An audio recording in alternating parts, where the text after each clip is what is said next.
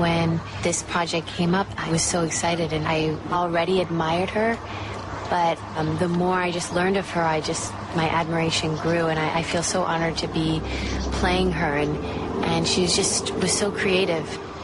As women who have children know, those first couple of months are just sort of like, you don't even know what's going on, and to think that she was in the White House as the First Lady with a tiny infant, it's really remarkable. Katie, of course, is just interesting because her life so parallels Jackie's. So she's able to sort of pull some of that into this role. You know, she's a working mother, she's taking care of her kids, she's away from her children. It's all those things that, you know, Jackie had to go through. I'm not so worried about matching exactly what she did because we don't really know. And a lot of this project is filling in the blanks. She had this sort of movie star quality and beyond.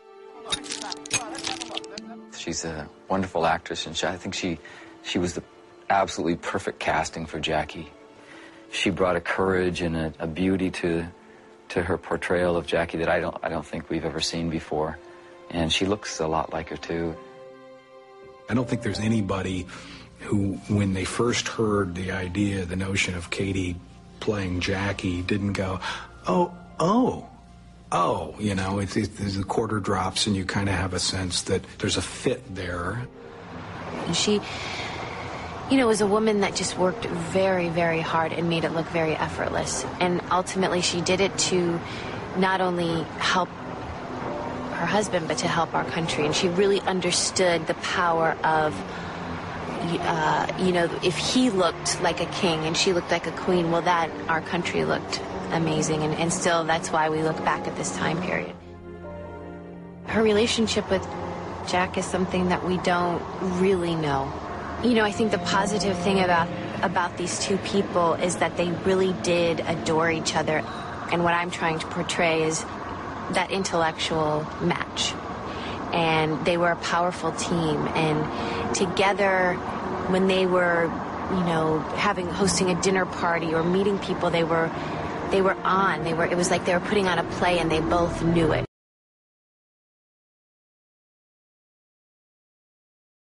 One of the reasons why I chose to run in this campaign to begin with.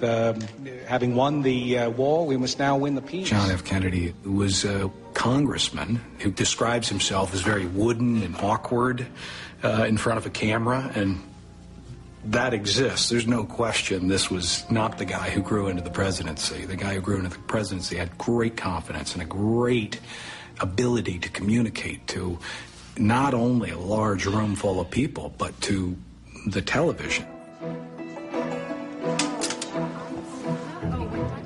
Gentlemen. Sorry I'm late. Use these. What? What for? You're a war hero. Look like one. Oh. We wanted the first couple of episodes to show that Jack was not a natural-born campaigner. He wanted to be a professor. He wanted to be a writer. He did what he did because that's what his father wanted. He came to embrace it. He came to realize how significant a role he could play, but that took some time. They'll tell you they want less jobs. They want more jobs. Greg has just inhabited JFK. He's become JFK in the way he looks, in the way he speaks, in his mannerisms, and it's just very exciting for me to watch him sort of become him every day.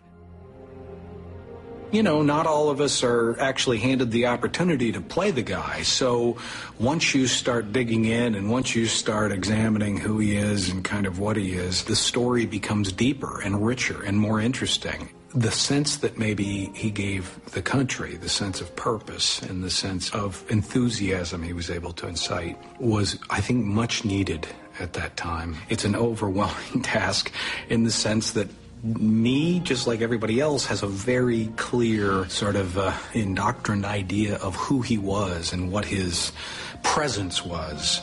It is my interpretation, as best I can, of trying to find something that feels honest and feels truthful.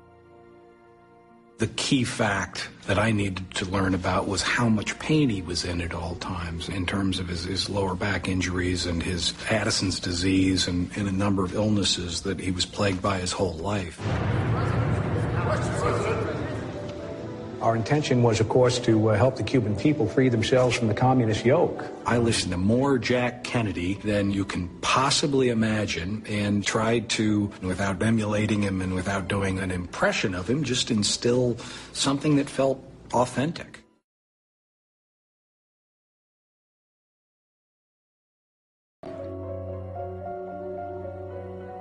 This is the Marilyn Monroe Happy Birthday, Mr. President dress that she appeared in Madison Square Gardens in 1962 for the president's birthday in May. And it was a sensation at the time because it was almost like an invisible kind of dress that was completely covered in sparkling stones. You know, they call you in, and there's like a couple like pieces of silk, and they sew you in. And then the next time you come in, there's an added fabric, and then the next time you come in, there's beads all over the place. And so I believe there are like almost over 8,000 crystals on here, which is... The dress is meant to be very fitted and tight around the knees. Marilyn had to shuffle in it. It did have a bit of a fluting at the back. So we've reproduced that, and but she'll have to walk small steps in this dress, definitely.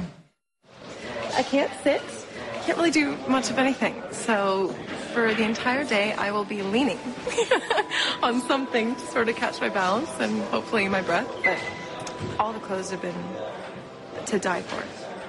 I really feel like with not just the wardrobe, but with everybody on this set, you're working with the best of the best, like the wardrobe people and the hair and the makeup, and they're transforming all of us. And that's pretty rad. Turning Charlotte into Marilyn was fundamentally pretty easy because Charlotte's a beautiful woman to begin with, and she has that sort of natural, sort of country girl beauty about her to begin with, which Marilyn had as well. Marilyn Monroe was such a contrived makeup. She really was a formula. So it was really a matter of just copying that formula and making sure that all of those elements and all of those components were present in Charlotte's face, and that's how we ended up with that look.